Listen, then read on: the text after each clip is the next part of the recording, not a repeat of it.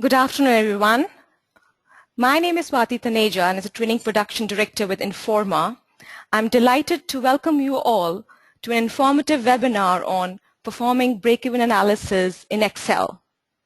This webinar will be led today by our own speaker, Danielle Stein Fairhurst.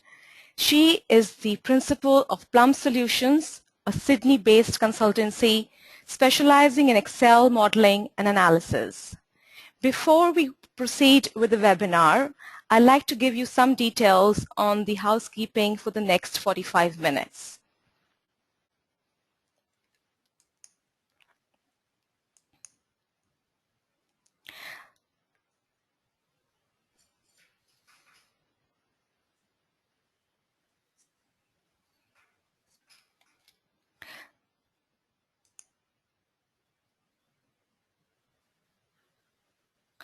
The slides that you'll be seeing will be available on our slides share page, and the link will be emailed to you. The recording of the webinar will be available to download, and the link will be emailed in a day or two. Please take the time to complete the post-webinar survey that will pop up at the end of the webinar. You can type your questions throughout the session, and time will be allocated in the end for the speaker to address your questions. And now I'll hand over to your speaker for today, Danielle, who will be talking about performing break-even analysis in Excel.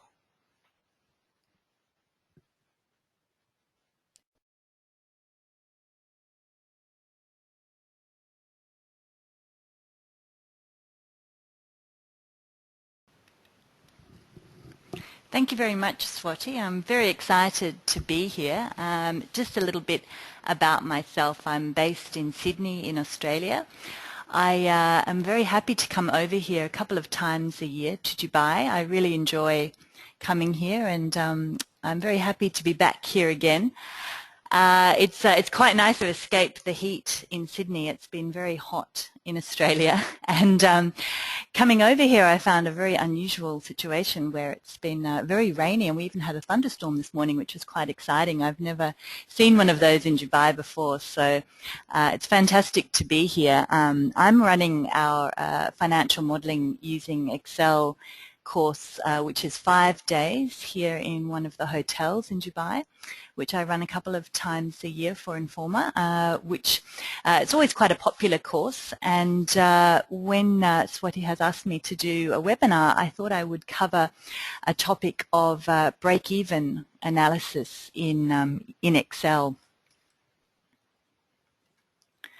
So break-even analysis is really a subset, I suppose, of financial modeling.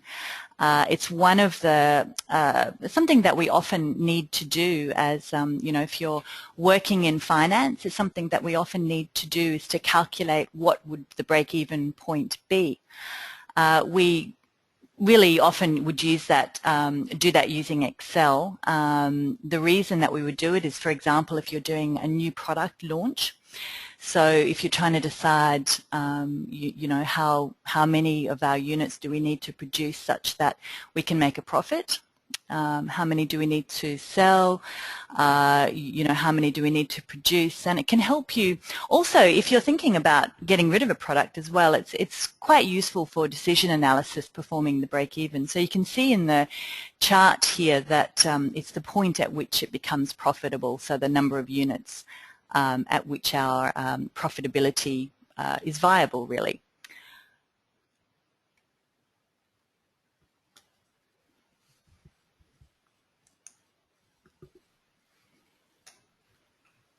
Okay. How it kind of fits with Excel and with financial modeling, I mean, we pretty much always do break-even using Excel. When we do break-even, it needs to be dynamic, it needs to be flexible, and we need to be able to update it very quickly and easily. We often do it using scenarios, and really the whole point of financial modeling is having inputs and outputs. So, if you change the inputs, the outputs change. And I mean, really, that's the whole point of financial modeling. So quite often a financial model in Excel will contain some kind of break-even analysis. It could be the purpose of the financial model, or it could just be a small part of the financial model that we've created. Quite often we'll be doing scenarios as part of a financial model, and often with break-even, that can change quite a bit. So as our inputs change, you might find that your break-even point will change as well. So being able to do that quickly and easily is really the whole point of doing it in Excel. What I'd like to talk to you about today, and really the whole purpose of this webinar, is to show you how to do that in Excel. So I imagine a lot of you guys use Excel already. You're probably already doing quite a bit of financial modeling, or you might be quite new to it and wanting to learn a little bit more about it.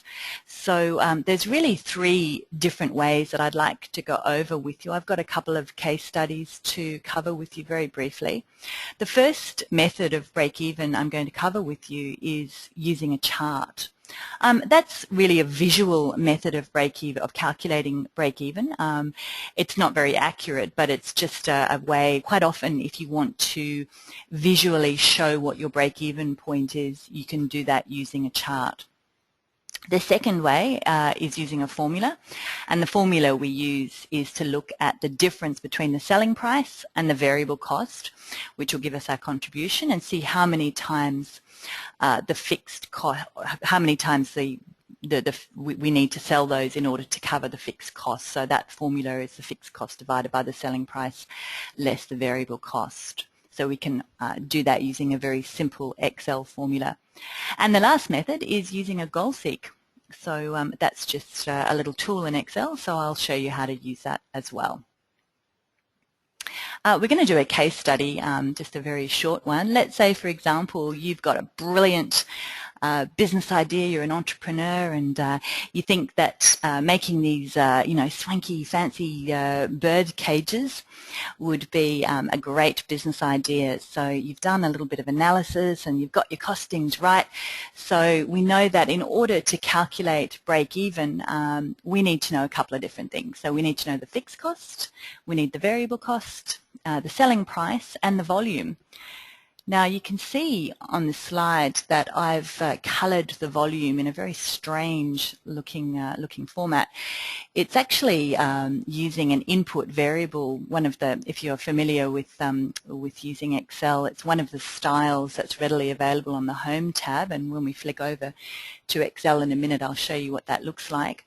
And one of the principles of best practice in financial modelling is to always, format our input in such a way that we can see it's an input. Now, with our break-even, the volume is a variable input. The volume, or the number of units that we need to produce, is the input that we don't know what that's going to be. So that's why I formatted it like that. So anything that's a variable, we format that as an input. So as part of my book, which is Using Excel for Business Analysis, there's a section on break-even, and you'll find that, if you've got a copy of the book, you'll find that on page 227. So let's just go over into Excel now, and we'll make this file available to you later on if you would like to play around with this. And even if you go onto the supplementary content of the book that I just talked about, some of these files or very similar files are available as well. So you can easily download them, or we'll make those available to you also. So let's firstly do the chart with break-even. So what I'm going to do here is I'm just going to show what our fixed costs would look like on a chart. So let's say, for example, we know that our fixed costs is about $250,000.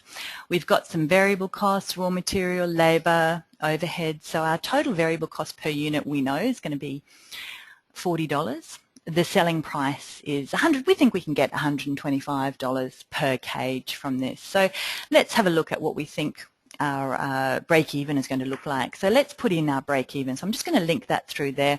I'm going to use my F4 shortcut. So I'll just copy that in like that, and I'll copy that across. So I'll just show that as our break even, or as our fixed cost. Now, if we sell no cages, we're still going to have a fixed cost of $250,000. If we sell 1,000 cages, we've got a fixed cost of $250,000. If we sell 2,000 cages, so it really doesn't matter how many cages we sell, we're still going to have exactly the same fixed cost. So I'm going to show that on a chart. So to chart this, I'm just going to go to Insert, and just go in and show a very, very simple line chart. Now, line charts have got a mind of their own, so quite often when we create a line chart, it doesn't give us what we want. And you can see here I wanted to have the number of cages across the bottom, and what it's given me is a separate line. So what I need to do is to just go in here and get rid of that. That does often happen. Now I've got 1, 2, 3. I don't want that. I want to have my number of cages across the bottom. So I'm going to just right-hand click on here and go into Select Data, edit my horizontal axis. They don't call it the x-axis anymore. They've dumbed it down for us and calling it the horizontal axis. Thank you, Excel. And I'm going to show that as the number of units across the bottom, like that. So that shows us that if we sell 0, 1,000, 2,000, 3,000, or 4,000, the fixed cost is going to be absolutely the same. So I'm just going to change my title here and call this Break Even for Bird Cages. So I'm just going to change that there. There we go. So that shows us what our fixed costs are going to be. What I'm going to do now is add in the variable cost. And this is a little more interesting than the fixed cost. So the variable cost is 40. So I'm going to use my F4 shortcut again to put in my absolute referencing, because I don't want that reference to change. I'm going to multiply it by the number of cages sold up here, so I don't need to worry about any dollar signs or referencing for that, and just copy that across. Now, what I want to do now is to add that to my chart. I can again go into right-hand click, or I can be a little bit tricky and just copy that, click on the chart, and Control V, and that will just throw them both in like that. You know what? I don't like the way this is looking. I think the 0 should look here. We should be there. You know, I want to line these up. So I'm just going to go into my chart and change the options, because I feel like this should be there, and I don't really like this gap. So what I'm going to do here is just right-hand click on my axis, go into Format Axis here. And here where it says axis position, I'm just going to go to on tick marks. There we go. That looks a lot better. Okay, great. And I'm happy with that. Okay. So what I'm going to do now is add in my, calculate the total cost. So add that like that. So that gives us our total cost for our break-even analysis. Okay. Our revenue, we can calculate that by the number of cages sold and multiply that by the selling price. So F4 with that one there, so I want to fix my absolute referencing and then just copy that across like that. And so our profit is going to be the total, the revenue, less the total cost, like that. So you can see we're making a lovely profit there of very little for nothing. And then you can see my break-even point is going to be just under 3,000. Okay. So we've got our fixed cost here. We've got some variable cost here. I want to show the total cost, and I want to show the revenue. So I'm going to show this and add those onto there. Gosh, there's an awful lot of lines here. Why don't I get rid of the variable cost? I don't think that's really necessary. So I'm just going to click on that and oh, there we go. So I'm just going to click on that single one there, that line. Click away. Whoop. You know what, I'm going to do this a long way. Go into Select Data, and I'll take away the variable cost and remove it from there. There we go. Okay, so what we can see here is we've got our fixed cost going across like that, our revenue like that, our total cost. So our break-even point is basically where our total cost and our revenue intersect. So this is the point here. So it's not very easy to do this in Excel. So what I'm going to do here is just do a little cheats method and grab a little picture. So go into here, go in and grab a line, and just do a little drop line in there. There we go. Try and get it straight. There we go. Something like that. Okay. That's straight enough? Okay. You might want to group those if you want to be able to move the chart around, and so that's a very sort of rough and ready way of showing a break-even analysis visually. So we can see that it's going to be just under 3,000 units for our break-even. So what I'm going to do now is go to the second method of calculating a break-even analysis.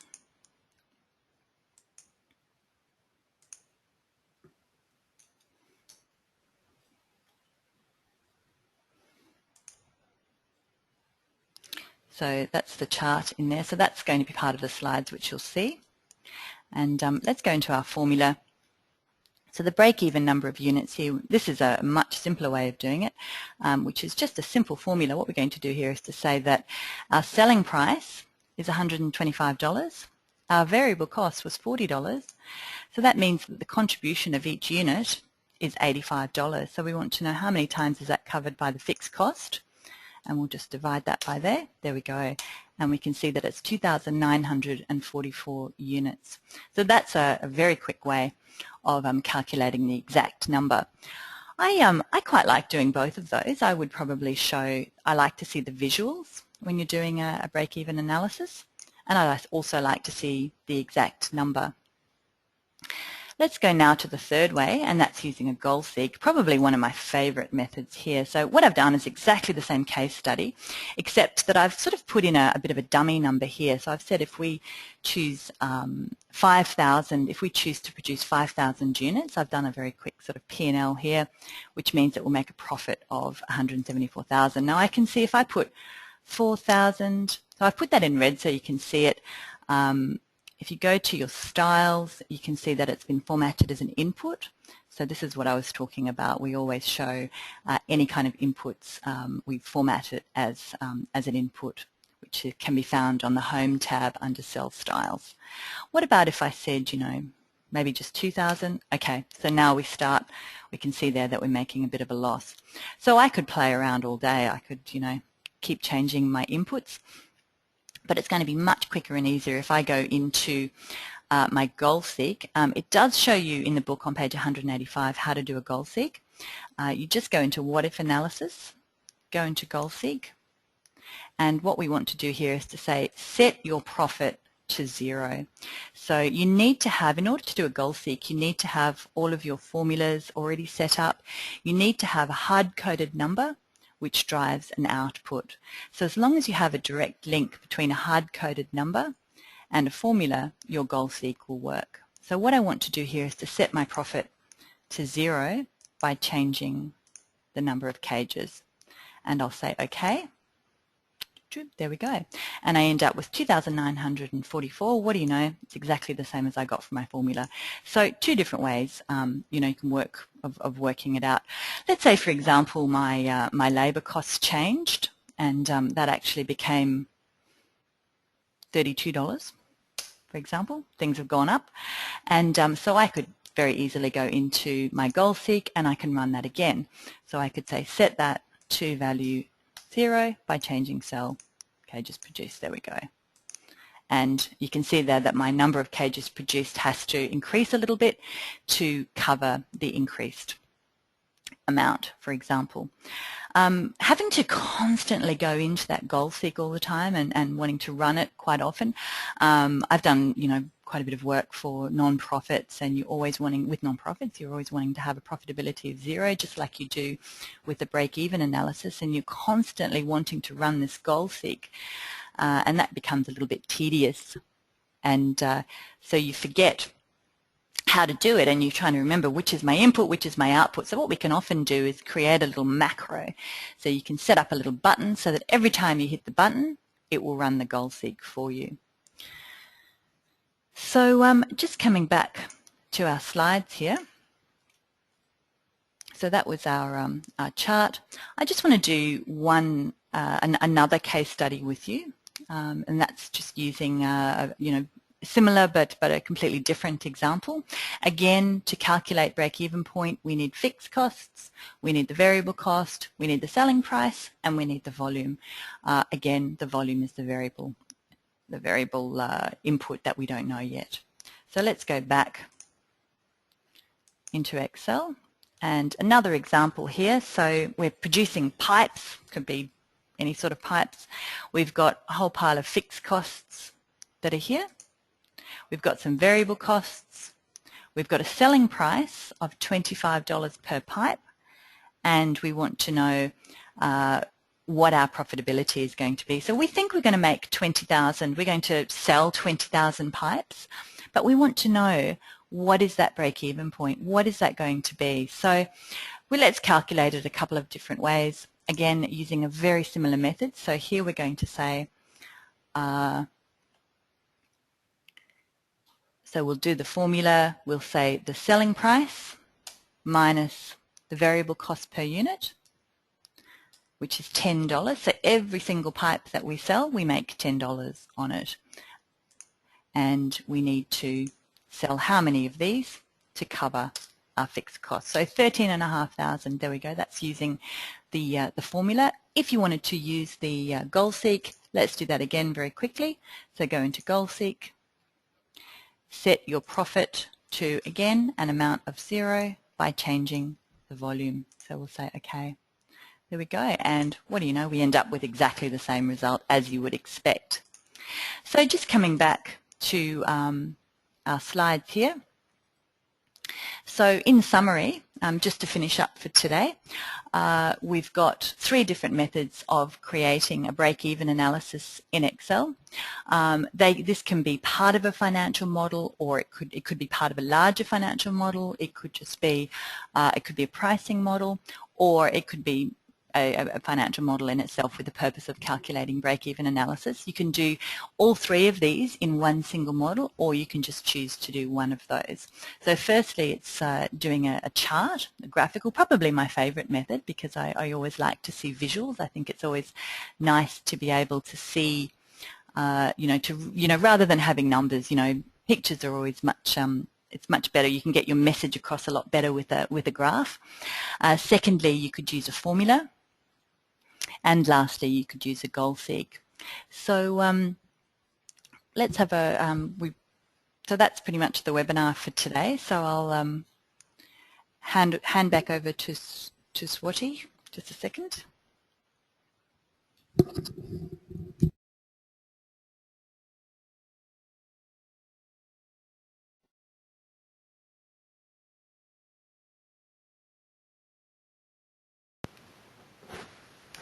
Hello. We've got a couple of questions from our listeners today, from our webinar attendees. I'll ask Danielle to go through them, and we'll answer your questions one by one. So she has a question from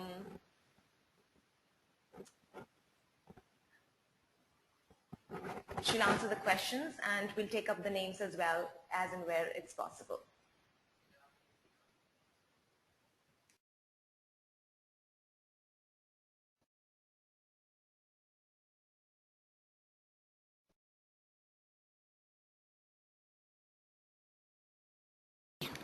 We firstly got a question from Abdullah. He's asked where you can find the material for the webinar. That's probably the easiest one. We will email that out to you. The slides are going to go onto SlideShare. We'll try to, the Excel file that I showed you, we'll try to get that onto SlideShare. Otherwise, I think we're going to email it. We'll email it all out to you. So if you've registered for the webinar and we've got your email address, we'll be able to email that out for you.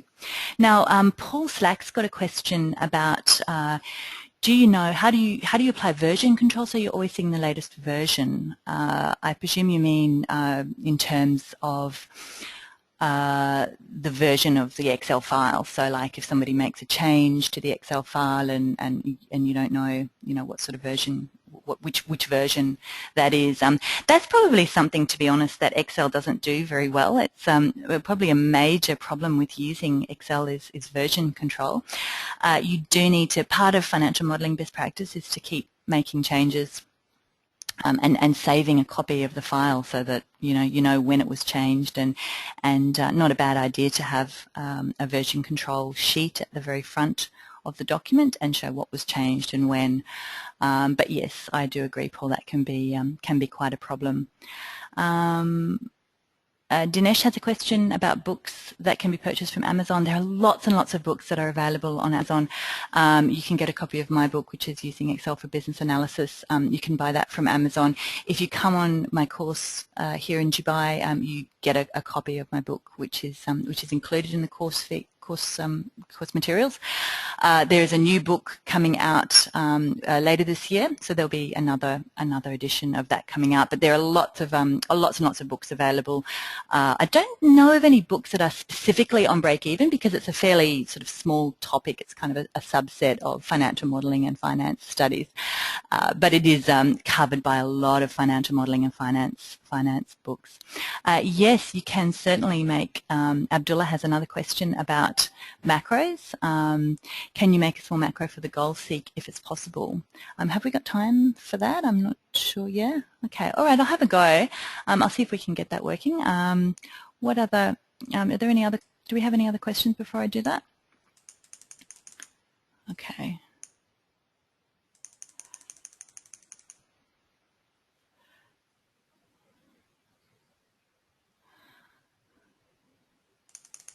Dinesh had a question about the goal seek. You'd like me to go over the goal seek one more time, so why don't we do that? Okay, I'm just going to go back over to the screen here. So let's go back to this example here. So what we had done was to create a goal seek. To do a macro, okay, I hadn't sort of prepared for this, but I'll have a go at it. If I'm going to record a macro, what I need to do firstly is to install. I don't have the developer tab up the top here, so what I need to do is to go into here, go into more commands. So you do need to go in to customize the ribbon and add the developer tab. So it's a good idea to install the developer tab. Now I'm not using my laptop, so I just had to install that. Now I've got the developer tab. You only have to do that once, so that'll be there forevermore. I'm going to go in now and record a macro. So if I hit record, let's see if we can get this to work. So we'll call it a goal underscore seek. There. All right, and so if we record ourselves creating a goal seek, so let's go into data here, goal seek, there, and we'll set that cell to 0 by changing the input variable. So we'll say OK, and that now that we've done that, we'll stop recording. Let's see if that works. Sometimes I do find sometimes you need to use a named range with this. Sometimes it works without using a named range, sometimes it doesn't. I'll see if we'll see how we go. So I'm going to go in here and create a button. So I know I'm going through this quite quickly, but if you've signed up for this webinar, you will get a recording of it, so you'll be able to watch this again. Run goal seek. Let's call it that. Make it a little bit smaller. There we go. And you can change the color of it, make it look a little bit more interesting. There we go, run goal seek, and then right-hand click assign macro, and so we can assign the goal seek macro like that. So let's see if this is going to work. Let's put this back to 3000 and run the goal. Oh, there we go, it's worked. So, if we changed our raw materials there to 6, like that, and run the goal seek. There we go. So you can see here what I did was I just hit record, ran the goal seek, and stopped recording. And what that does is just records myself creating that goal seek. So every time I hit that button, it's going to run the goal seek. So I'm just going to go into edit, and you can see the code. You can see the code that's changed. Sometimes I do find it can be a little bit temperamental. If you find that it doesn't work, you may find that instead of using that range, see where that says C16, you may find that using a named range can be a little bit more robust every now and then. So rather than using a relative reference that I've got there, there we go. So I'll just go through that one more time. So what I did there was to record the macro, recorded myself doing the goal seek, created the macro button, right-hand click on the button, and then assign macro, and then every time I hit the button, it's going to run the goal seek. So let's see if we have any other questions here. Nope, I think that's it. All right.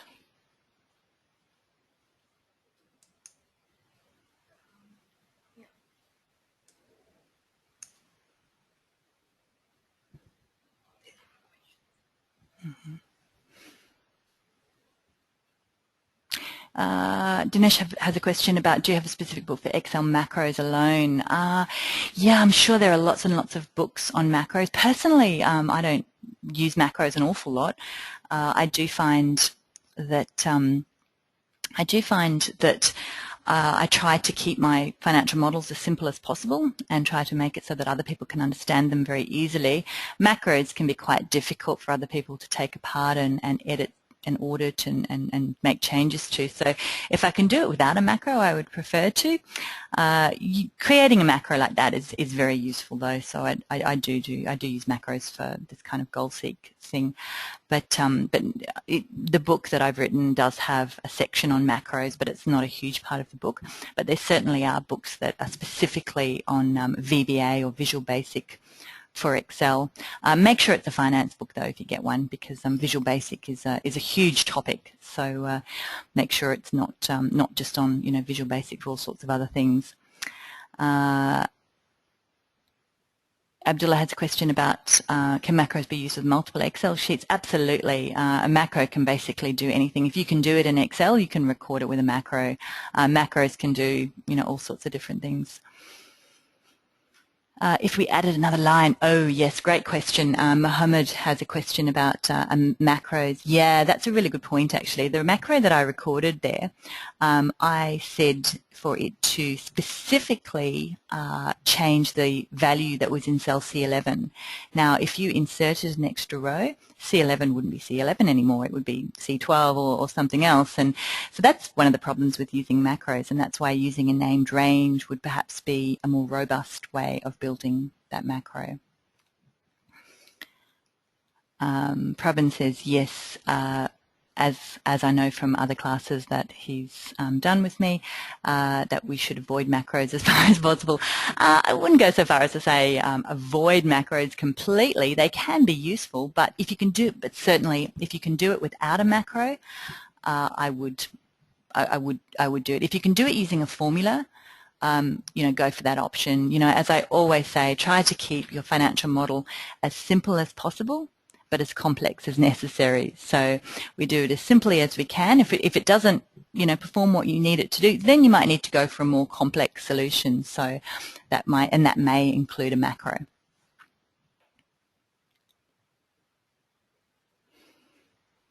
Abdullah says, can we make restrictions for editing except for the cell that requires updating? Yes, you can. Yes, you can certainly use protection. So if you go into the properties of the cell, why don't I just show you how to do that actually. I'm just going to go back to the file here. And let's say here I want people to be able to change the number of units, but I don't want them to change anything else. So what I'm going to do here is right-hand click on that particular cell, go to Format Cells, go to Protection and unlock it. So that's unlocking that particular cell. Then I can go to Review and Protect Sheet. I can put a password or I could say no password. So I'll say OK. So now if I tried to change one of these formulas, it wouldn't let me. But if I tried to change this, it will allow me to do that. And that's not a bad idea when you've got this kind of a model set up, because you really don't want people to play around with your formulas. You only want them to edit certain cells, the things that you want them to change.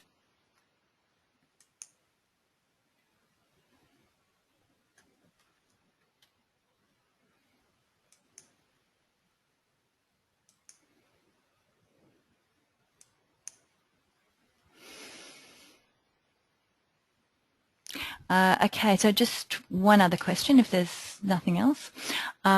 Sarah asks, can you recommend a book for financial modelling for beginners?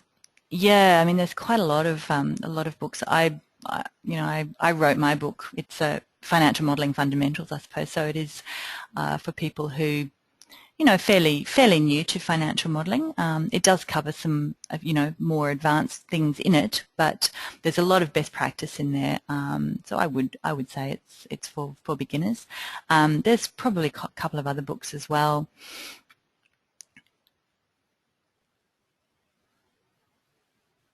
Yes, we have a comment from Cole who says that using macros and VBA in financial modelling for repetitive actions such as goal seek, but that side of Excel is a completely different universe. Yes, absolutely. I mean, it really is just a massive subject all in itself, and that's why I really only touch on it, just a little bit. It's certainly a very useful skill to have, but it's very easy to get sucked in and to get really, really technical with it. So, it's good to know a little bit of VBA, certainly. So, if there aren't any other questions, we might wrap that up. Okay. Thank you very much for having me, and I'll sign off there. So you'll be hearing from us. We'll send out. The slides will be going onto SlideShare, and we'll certainly be sending out the Excel file so you can have a play around with that as well. So. And the recording of this whole webinar will be available on YouTube as well, so look out for that. I look forward to seeing you again in the future. Thanks very much. Bye-bye.